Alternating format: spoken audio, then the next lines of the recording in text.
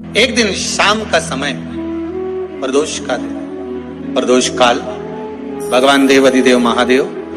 माँ जगत जननी पार्वती जी के साथ में भ्रमण कर। देखिए, अगर प्रदोष का व्रत नहीं कर सकते, प्रदोष के दिन आप व्रत नहीं कर सकते, मान लो आपसे भूखा नहीं रहा जाए, प्रदोष का व्रत नहीं कर सकते, प्रदोष के दिन आप भूखे नहीं रह सकते, मंदिर भी नहीं जा सकते, दिया भी नहीं लगा सकते, तो शिव महापुराण की कथा कहती है कि प्रदोष के दिन, प्रदोष काल में अपने ही दरवाजे के पास देवाधिदेव महादेव का स्मरण कर लक्ष्मी की वृद्धि के, कार्य सिद्धि के, संपदा को प्राप्त करने के लिए आप अपने ही दरवाजे के पास में एक दीप लगा सकते। कौन से दिन? प्रदोष। उससे 1000 गुना शिवलिंग में बल की प्राप्ति होती है।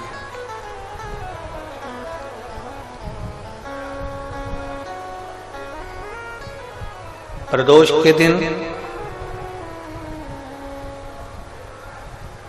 यदि आपको कहीं से शमी पत्र मिल जाए, प्रदोष के दिन यदि कहीं से आपको शमी पत्र मिल जाए और प्रदोष काल में, प्रदोष का जो समय होता है, शाम का जो समय होता है प्रदोष काल, 4 प्रदोष 5 प्रदोष आप कर देखिएगा कि आपका कोई काम है, कोई नौकरी के लिए आप अप्लाई कर रहे हैं, कोई समस्या बड़ी विकट आ गई है, कोई तकलीफ, बड़ा गला पकड़ रहा है बेटा, कोई तकलीफ विकट आ गई है, कोई समस्या विकट आ गई है, प्रदोष के प्रदोष काल में अगर एक शमी पत्र भी आप घर के शिवलिंग को, अब ये करने के लिए आपको मंदिर के शिवलिंग नहीं जाना, अपने घर में जो शिवलिंग, चाहे वो स्फटिक का हो, पारद का हो, कंकर शंकर का हो, लकड़ी का हो, जो शिवलिंग तुम्हारे घर में, कांच का हो, चाहे वो नर्मदा के कंकर का हो, नर्मदेश्वर हो, पाषाण का हो, जो शिवलिंग, चांदी का हो, सोने का हो, तांबे का हो, पीतल का हो, जो शिवलिंग तुम्हारे,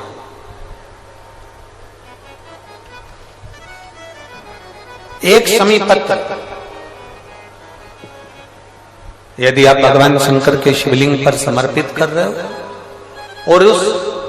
शमी पत्र को उठाकर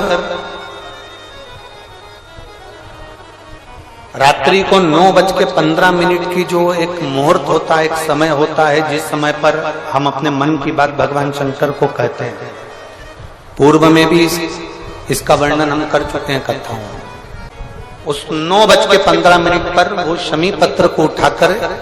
एक कागज में, एक कटोरी में उसको रखते थे। 4 या 5 प्रदोष के उस शमी पत्र को अपने पास में रखिए और जिस कार्य के लिए जा रहे हो उसको जेब में ऊपर के भाग में उसको रखकर लेकर जाइए, आपका वो कार्य सफल होकर ही रहेगा, वो रुक नहीं सकता। उस शमी पत्र में इतना बल होता है, प्रदोष का जो शमी पत्र होता है वो बड़ा बलवान होता है, बड़ा एक पत्र है। 2 चीजें बड़ा स्मरण में रखिएगा। एक, बैसाख महीने में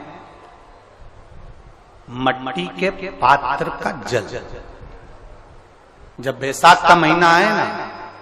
जितने यहां बैठे और जितने आस्था चैनल पर सुन रहे और जितने फेसबुक यूट्यूब पर कथा श्रवण कर रहे, जितने मोबाइलों पर देख रहे हैं, प्रयास करना,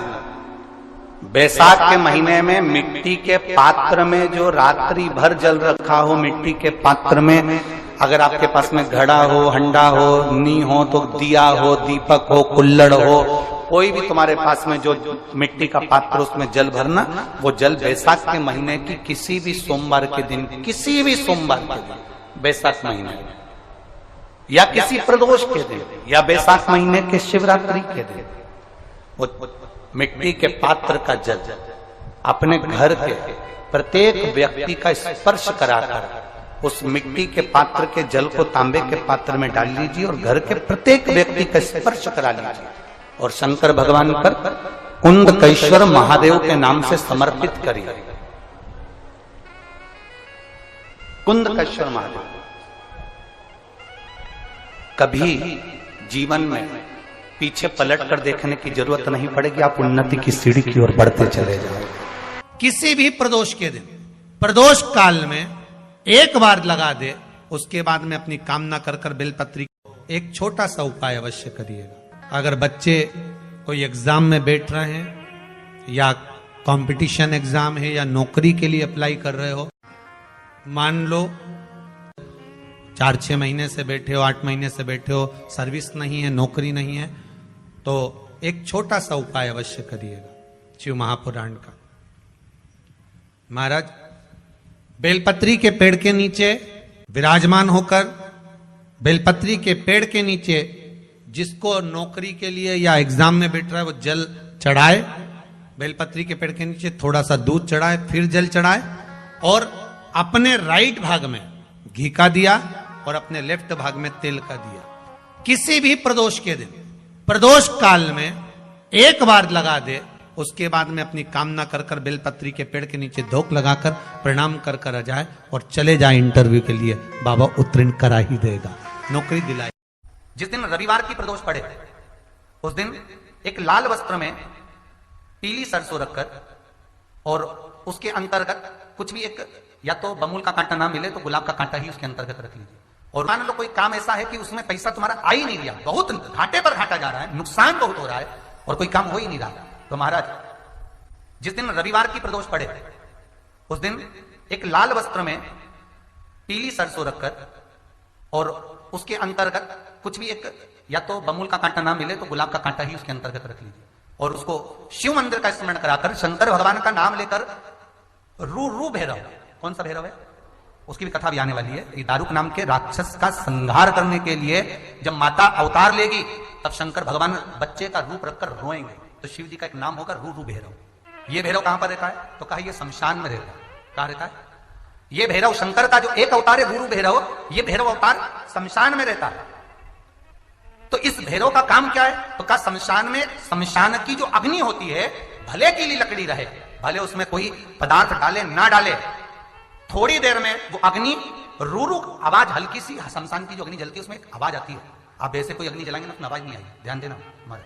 शमशान में अगर जो लोग गए होंगे मुर्दा जलाने के लिए, तो अगर वो एकांत में बैठेंगे तो उसमें से एक आवाज आती है रू। तो शिव पुराण कह रही है कि उस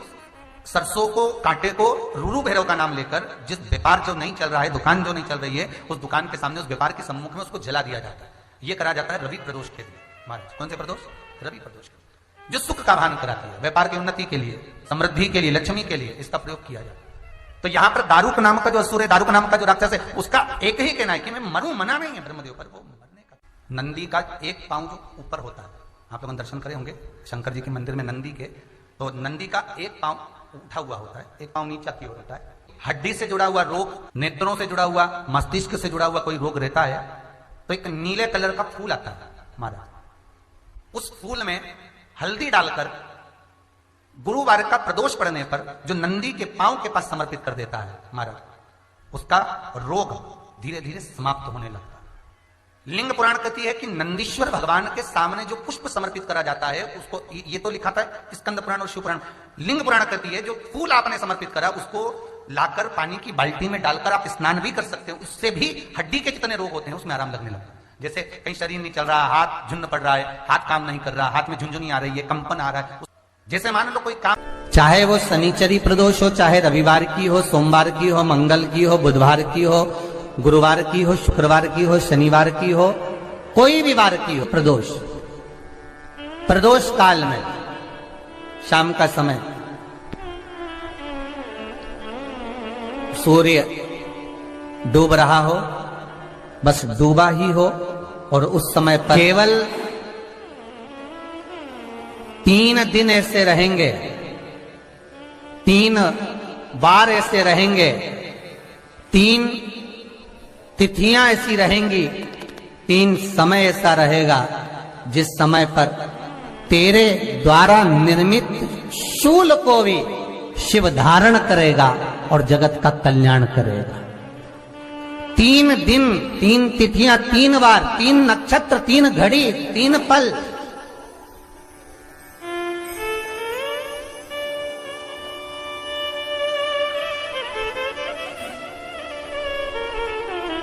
जिसमें बाबा शूल भी धारण करते हैं, और शूल अकेले धारण नहीं करते महाराज। जो धतूरा होता है ना, दर्शन करें धतूरे के, कांटे कांटे सा होता है धतूरा, तो वो धतूरे के साथ में बाबा शूल धारण करते हैं, बेलपत्री के शूल को। ये बहुत बहुत आनंदमय कथा है महाराज जी, जिसके जीवन में हमेशा कांटे ही मिले हैं। बेटी बड़ी हुई तो घर में मायके में दुख देखा, और मायके से गई ससुराल में तो ससुराल में दुख देखा। ससुराल में भी दुख देखने के बाद में भी पति को बहुत कुछ काम खुलवाया, बहुत धंधे खुलवाए, नौकरी लगवाई, पर वो पति बार बार छोड़ कर आ गया, बार बार तकलीफ भोग रहा है, बार बार कष्ट भोग रहा है।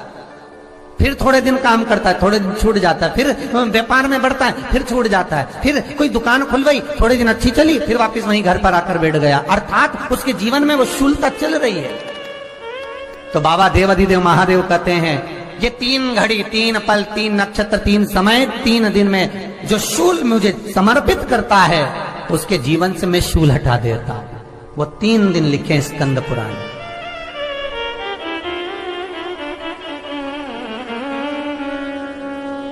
महाराज, बैसाख महीने में जो प्रदोष आती है,